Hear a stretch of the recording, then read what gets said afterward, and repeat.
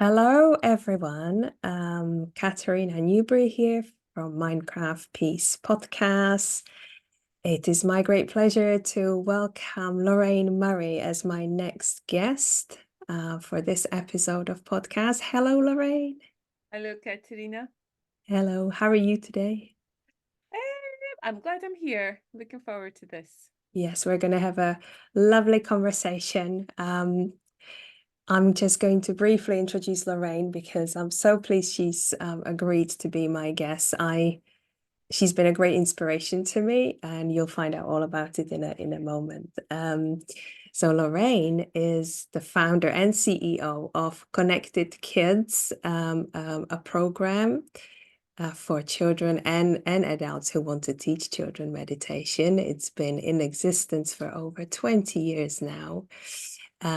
Lorraine is also a foster mom and adoptive parent now as well, if I understand correctly. No, just fostering. Still No, foster. yeah, we're Okay, still feels like foster. that sometimes, but It yes, does, doesn't it? definitely, That's why I yes, thought, it does, yeah. it does. And Lorraine is the person who inspired me to gain a genuine qualification in teaching children and young people mindfulness and meditation.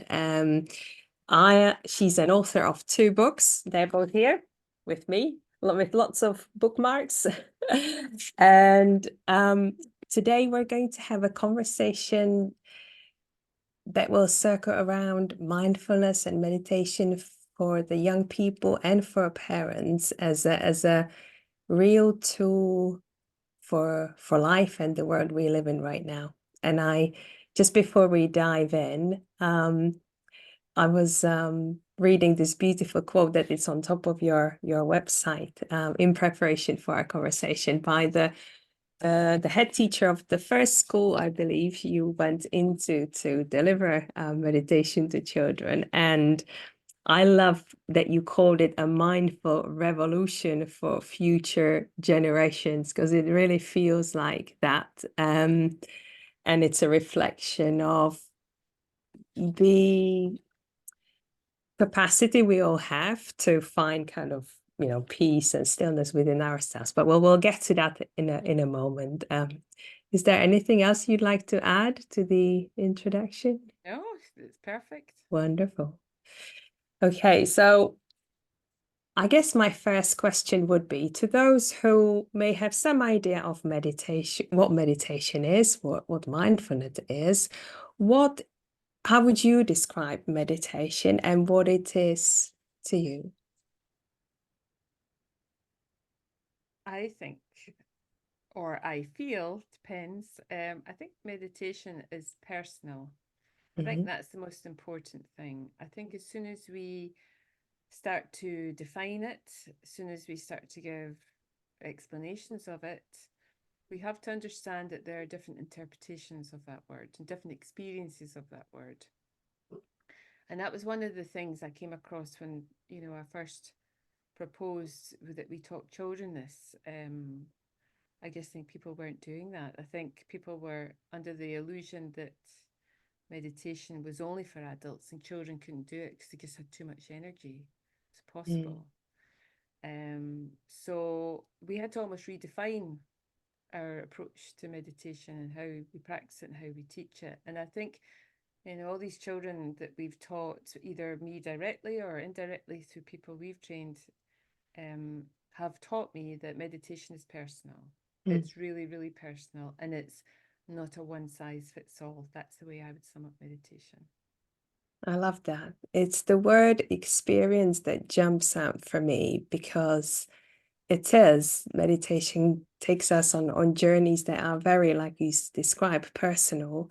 And there's so many ways that they can be introduced to children and young people that make them personal to them and engaging for them. And that's been one of the things that I really enjoyed about the Connected Kids program.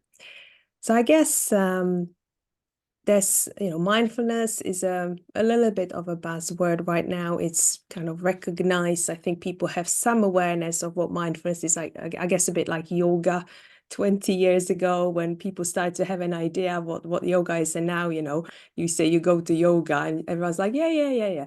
So I think that's where we're heading with mindfulness and meditation as well. How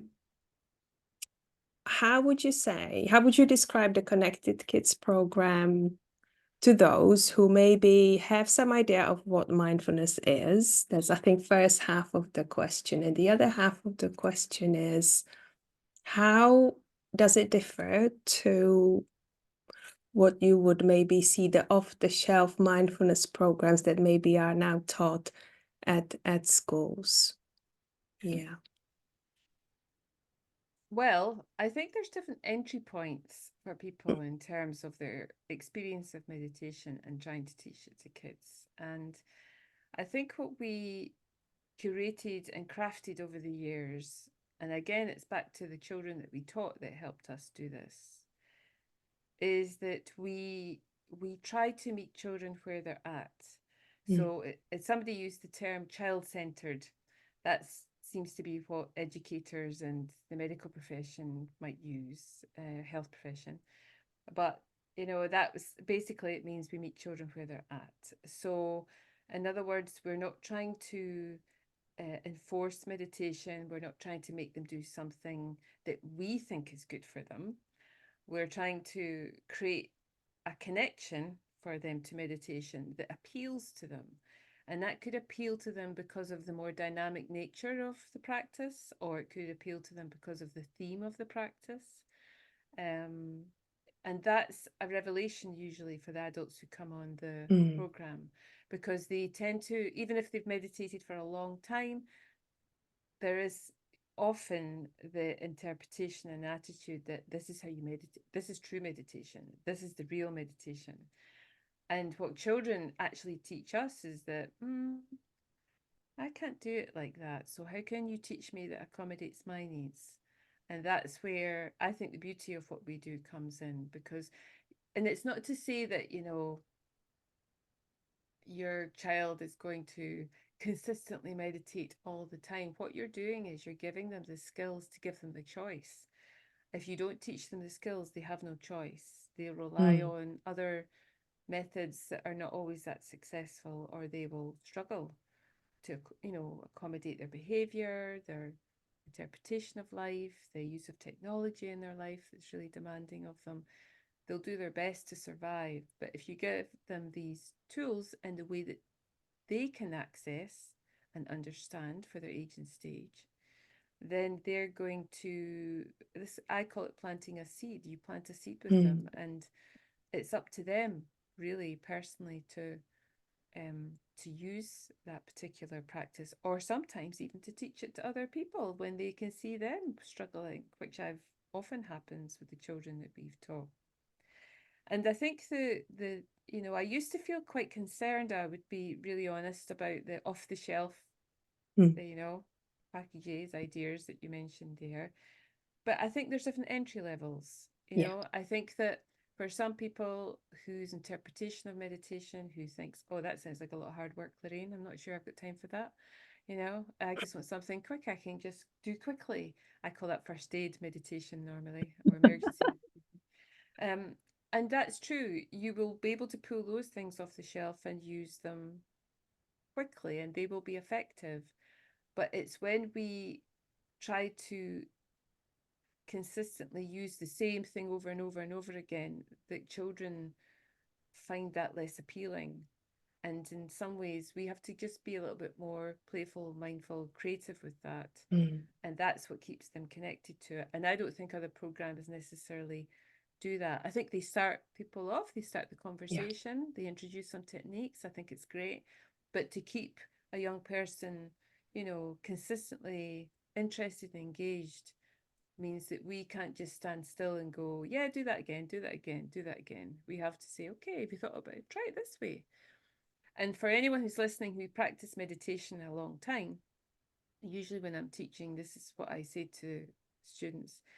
When you go into your meditation practice, you may have a structure, you may have, I start with breath, or I sit this way, or whatever, but don't have the same experience each time. You'll have different thoughts and feelings. Some days will be easier or more difficult than others. And that's personal to you, and that's the process. So why should that be different when we're teaching meditation? Why do we expect to do the same thing each time and for it to never change? That's impossible. We have to be fluid, flowing with it in the way that we are in our own practice. Beautiful.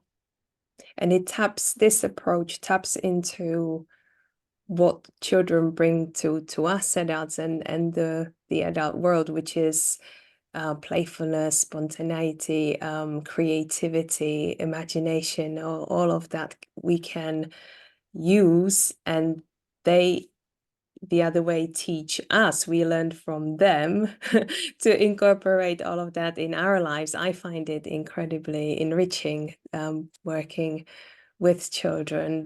I'm constantly learning, and it's one of those things where, like you said, and I love that phrase, I use it myself, planting seeds that you need to kind of look after them. You have to nurture them for them to kind of grow. And the fact that they didn't grow straight away doesn't mean that they're not gonna kind of, few months, few years down the line kind of pick up. And that takes a little bit of, I guess, what's the word I'm looking Patience, for? Patience, absolutely, but a little bit of be humble trust. about it. Our profession, if you like, our job is to, and then place trust in the children as well, or the adults that they work with, live with. That this is still the right thing to do. That's going to work for them.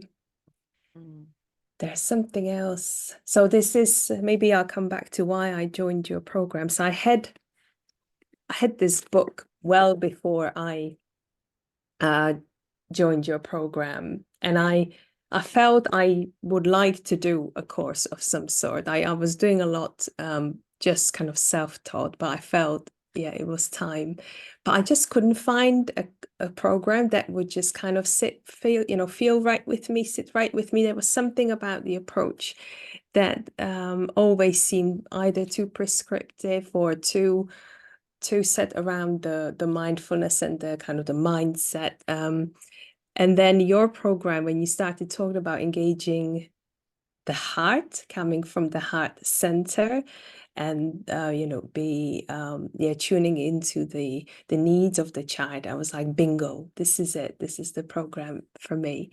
And it's taken me on a wonderful journey, and I'm still learning every day. Even now, I think it's going to be 2 years since I completed.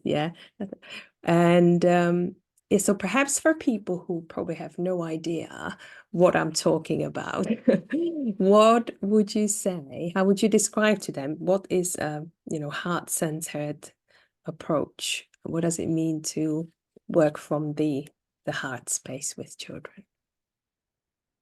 I think, well, again, there's different ways of answering that question. For someone who's maybe unfamiliar with meditation and maybe energy systems, you could say it's unconditional. It's a unconditional approach to this. It's an approach where you have good intentions for that young person. It's the whole reason you want to teach them. You see them struggle.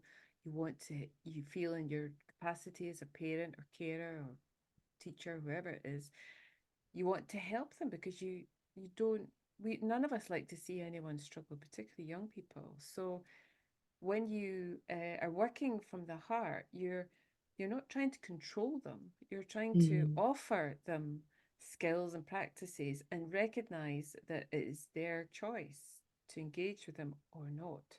And so, but when you work from the heart, there's a that unconditional nature of it usually sets the I suppose the atmosphere with children where they feel more comfortable accepting it because it's unconditional. I suppose it empowers them because they think or they feel they have a choice. So there's that aspect of it. For those people who do practice meditation a lot and have quite a lot of awareness about an energy system, it's thousands of years old. The chakra system that comes, it's very involved in the Ayurvedic yogic practices. So people who practice yoga, you're working your chakras. So the heart center is this, it's almost like a midway point between the internal and the external worlds. So you have this, I want to call it a gateway to a flow of energy that I suppose connects to bigger purpose. Why are we here? What's life all about? You know, and when we work from that place within our energy system, it's like our personality and our identity doesn't take over, and we have a sense of awe and curiosity about the experiences we're having. And so for me, you know, if you're into gardening, you notice the geometric patterns and the colors of flowers or plants, or if you're looking at a particularly beautiful sunset or sunrise, you know, those moments of awe are heart-centered moments because they are beyond the logic of the mind. They're not about your life and how, you know, it's just that moment of like, of connection that you think, my goodness, this is incredible. And then your mind will rush in to make sense of it and understand it and process it and file it away. But in that moment, the heart is just really open to the experience and just is aware. And of course, in our society, we use words like love, but it's not a packaged item. It's a flow of energy. And I think when we teach meditation from that space, we become this beautiful channel of aligned energy that connects into our words. And the children's energy, which needs that healing and alignment, respond positively to it. And I think that's why when we're training people to, particularly those that are on the spectrum or have trauma, all our tutors, you know, that we are helping them stay very heart-centered with them. That's why we get such a positive and powerful response for children on the spectrum, because they can really feel energy in a way that we have absolutely no idea about. And here we are, this human being comes into their world. Yes, we have this meditation teacher title, but really they're like, wow, I can feel that your energy, this is amazing. I like this. And they want to stay and they want to participate. And the stress they've been feeling, being the person that they are, reduces. And that's the stress that's contributing to the behavior, you know, and the anxiety and the, you know, the difficulties and the struggle that you witness. When you start to bring that down, they're still the same person with autism, but they're just not having to behave that way because they don't feel the stress and anxiety anymore. I love that. And you've kind of answered my next question, which was about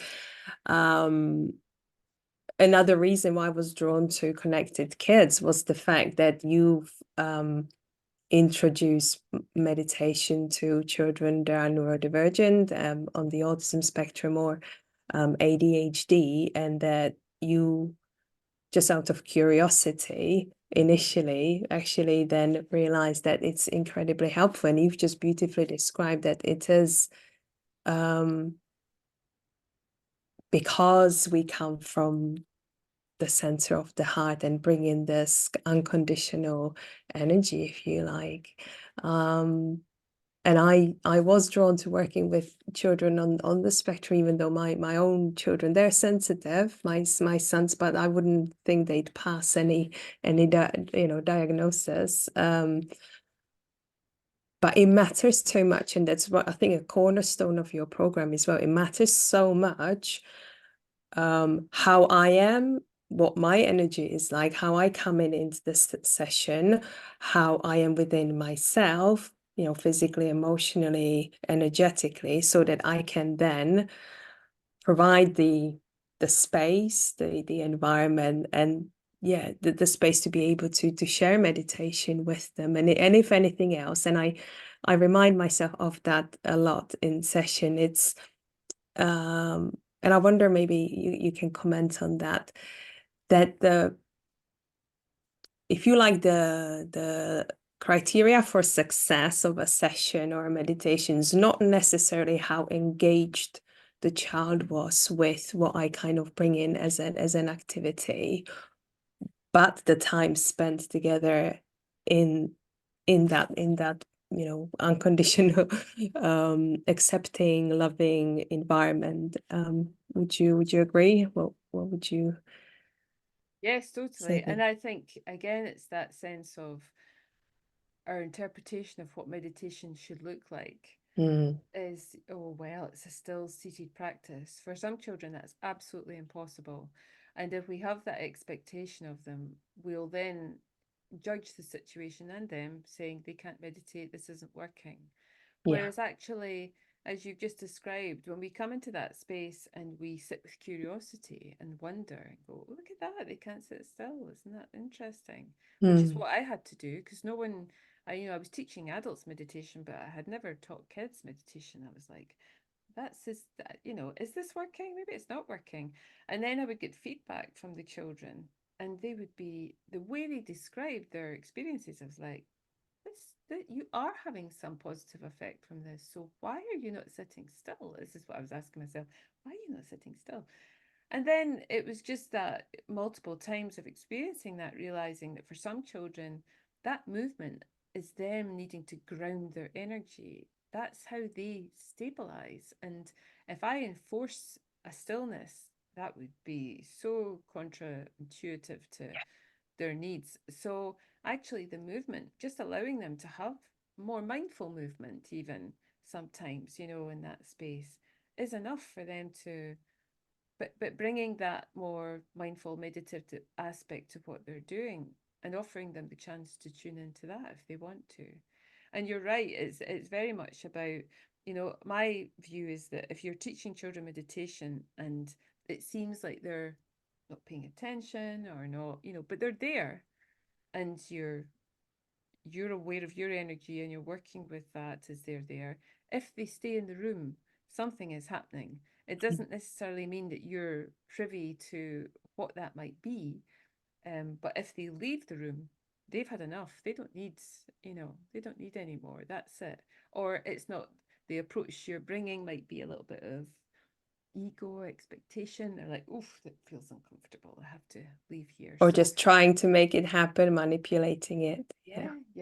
And I don't sit in judgment of people, because I am very aware of, I think when it's your own children, there's a different dynamic goes on with your own children. Even although it's my foster son, there's a different dynamic goes on,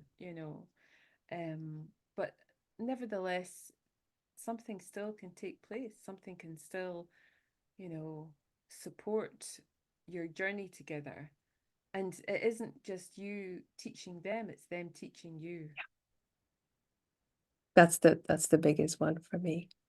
So I guess for people who are now kind of intrigued by our conversation about supporting children and young people on the spectrum of neurodivergent brains, shall we share some examples of how meditation can support them? From your experience, would you share anything, examples of where meditation has helped or supported?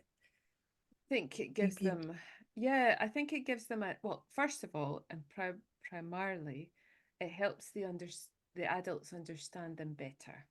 And it helps the adults, I think there's, particularly when children are diagnosed or in the cusp of being diagnosed as being on the spectrum, I think there's a lot of fear, a lot of anxiety in parents, understandably. There's catastrophizing, what's going to happen to them? Are they going to be okay? How are they going to live a normal life, whatever that is? And so, and energetically speaking, children can feel that. They can feel the anxiety, the emotions that we're having about that. So the more if we think, oh, they don't know what we're feeling, yes, they do, absolutely. So that's very difficult for them to be around someone who's quite tense that way, how they sense energy. So I think it brings understanding when you start to learn about how to be more mindful and curious and aware. It brings a level of understanding, and then what happens is that your interpretation of how they're trying to cope is reframed. So you understand why they have certain behaviors, or you understand why certain things trigger them, and so you then start to bring in more creative tools that the logical head might say, well, that doesn't seem very meditation-like or very calming, but it seems counterintuitive, but it's actually what that child needs. And the ultimate, proof of that is the response of the child. So to give you an example, I remember I had a student in my class when I taught in London, and she came on. We have two stages. We have foundation and professional stage, but the professional incorporates foundation anyway. And she was on the whole thing. So no, she wasn't. She was only on the foundation. She was a mum. She was a policewoman, and she had a young boy who was maybe 3 or 4 who was displaying autistic behaviors. And at that stage, they didn't have a diagnosis, but it was a real struggle. And so I was teaching her how to learn about meditation, what it was. I mean, I'm going to say, and no offense to any people in the police, but the way you're trained to interpret the world is very logical and very factual and very structured. So to come on a meditation course or teaching meditation course is quite a courageous step because it's really taking you out your comfort zone. But she was there and she was learning what it meant, the benefits. We were walking them through how to start to create meditations, how to create and be aware of how we use words and deliver them and so on.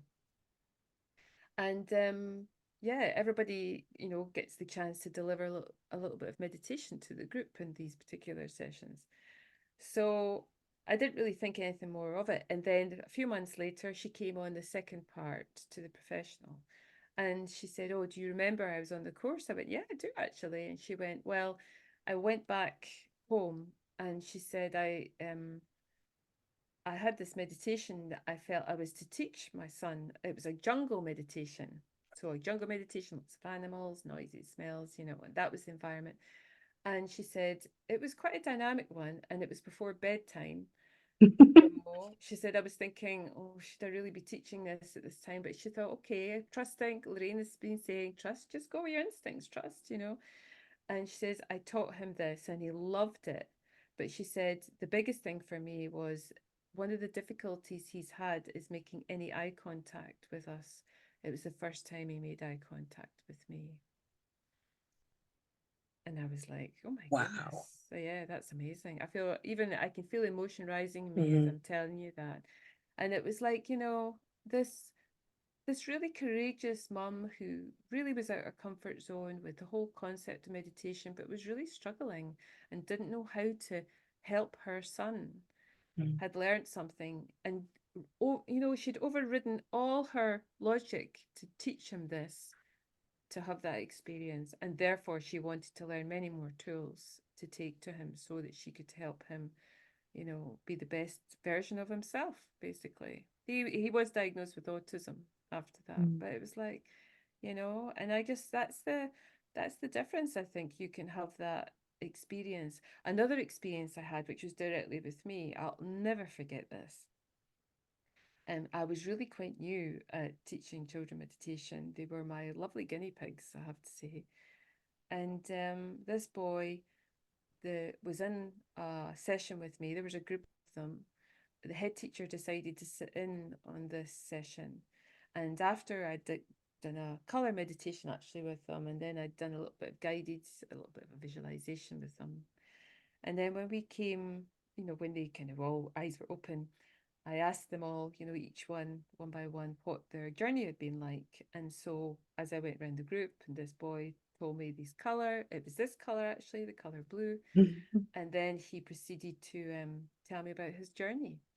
I didn't think anything more of it. I moved on to the next child. And then after the session, the head teacher pulled me aside and said, that boy that spoke up, she said, his life is so full of trauma that he basically lives like a feral cat on the street. She says she says he has a difficult life.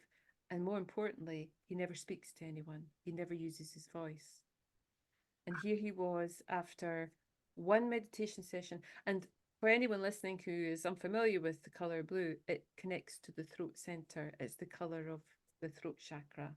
And I was just like, oh my goodness, this is healing. This is extraordinary.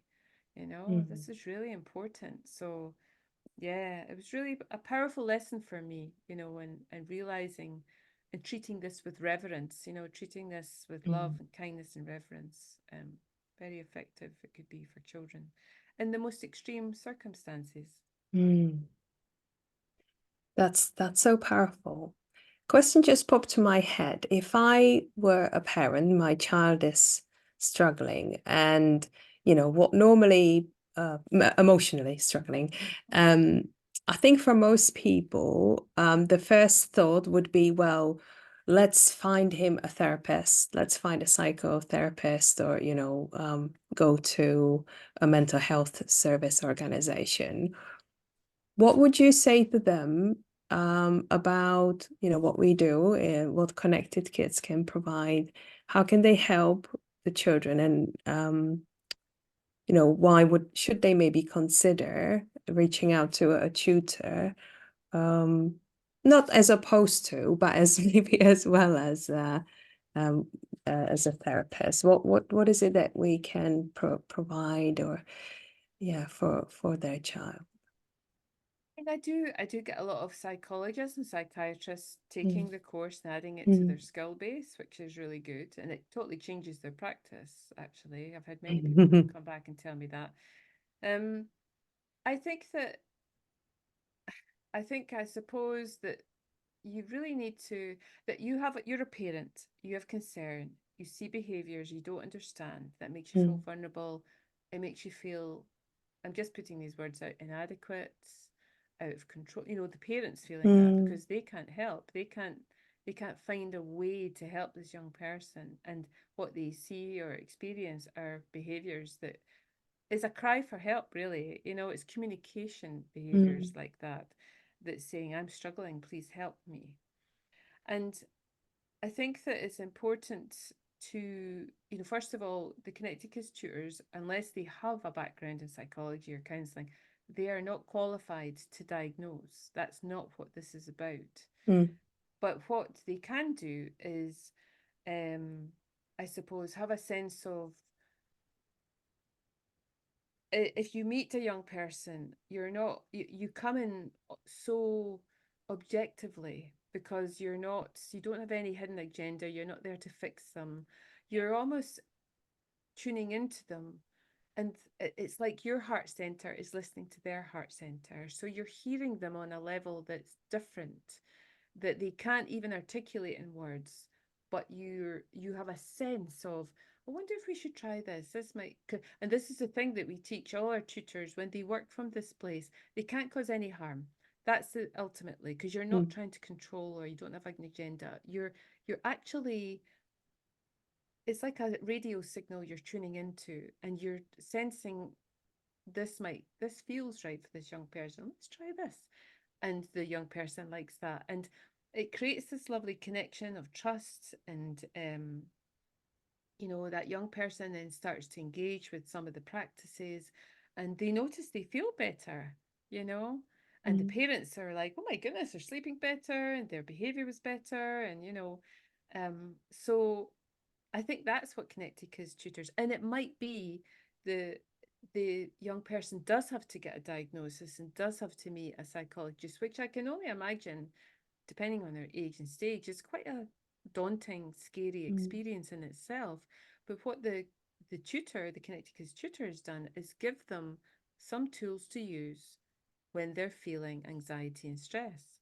And so, no matter what experience, whether it's a new school, a new Mm. class, a new teacher, a psychologist appointment, a dentist appointment, you've given them some tools for them to pick and choose from, that says, I do this when I notice this happening in me. And that's up to them, Yeah. and that's really empowering for them to be able to do that.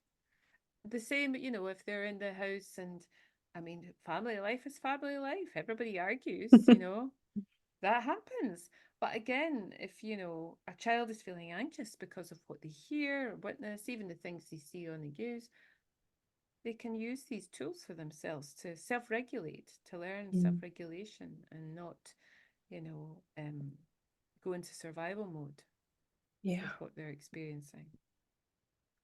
it's having the tools that is so empowering. But I think before that happens is what I hope we bring is the initial awareness, because I think children as well as our adults can go through kind of life just not even realizing this is going on for me. We're so much in our heads, also so much focus on the external world that we kind of are, well, not aware or in denial of what goes on the inside. And I love meditation mindfulness also is for the fact that, unlike the majority of the world right now, where you seek answers and solutions in the external world, this is something that's available to all of us and actually turns the attention inward, that will be perfect for us. And it helps us to build trust, self-confidence, being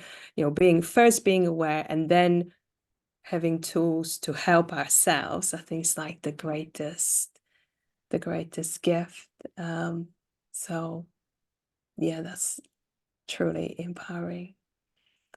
I'm conscious of the time and I want to be respectful of your time, Lorraine, as well. So Connected Kids have been going for over 20 years. You've helped so many adults to learn to teach mindfulness and meditation all over the world. I just saw your map on the website. It is literally dots everywhere, from South Africa to America, Asia, you name it.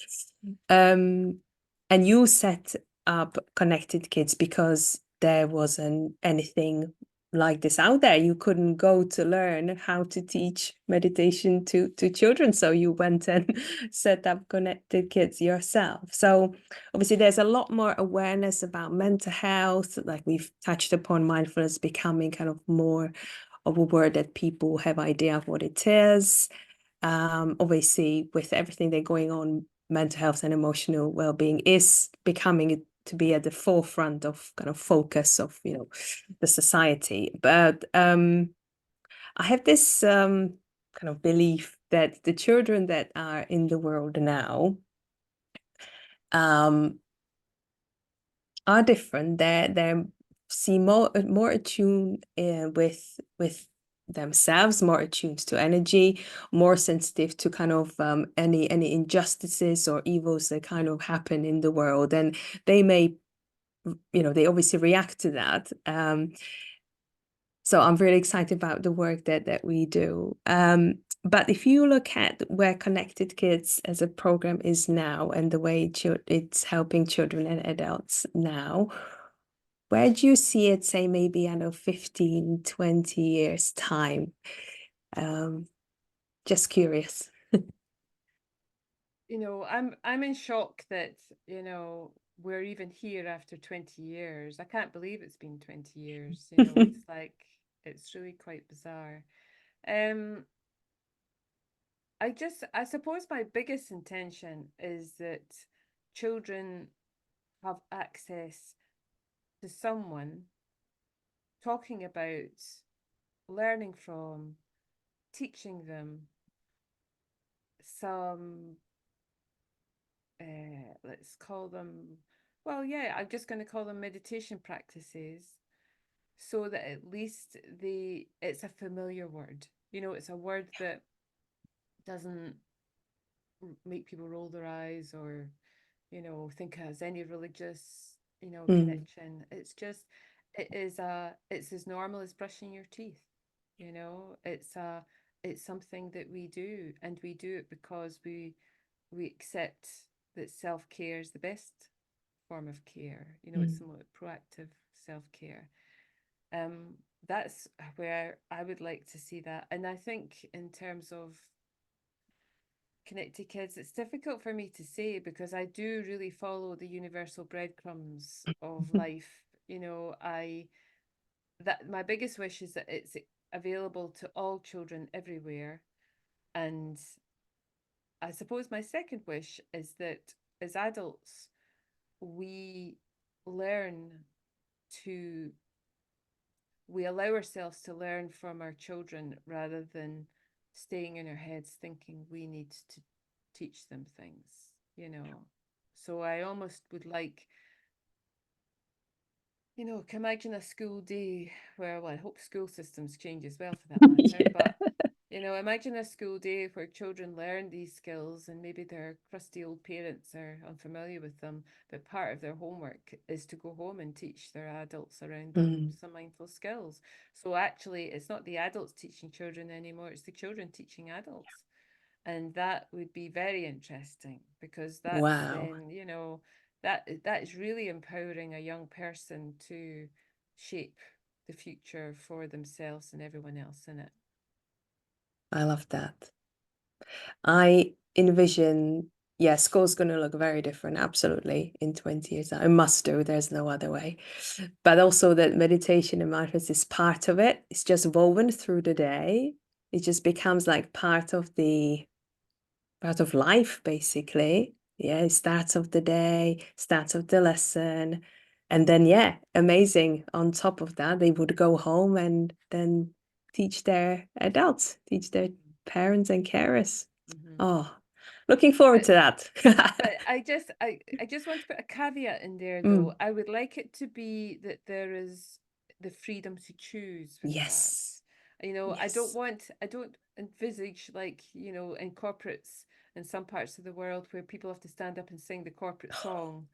I It's don't just really another tick box, isn't it? Yeah, yeah, I don't really think I mean it still will have some positive effect, but ideally it's because they genuinely feel the benefit of it. That's why you do it. The more you recognize that for themselves, the more you go, yeah, this feels good. I'm going to do more of this.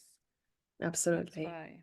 That would take us into a whole new conversation on like how the teacher child kind of dynamic can work and how to really kind of engage them that has not a hint of control or manipulation, but that would be for a whole different conversation. um is there anything you would like to share with those who would like to learn to teach meditation or just learn meditation for themselves or help their children? What is there anything you'd like to share with them before we finish? I mean, I think do your research, you know, and Mm.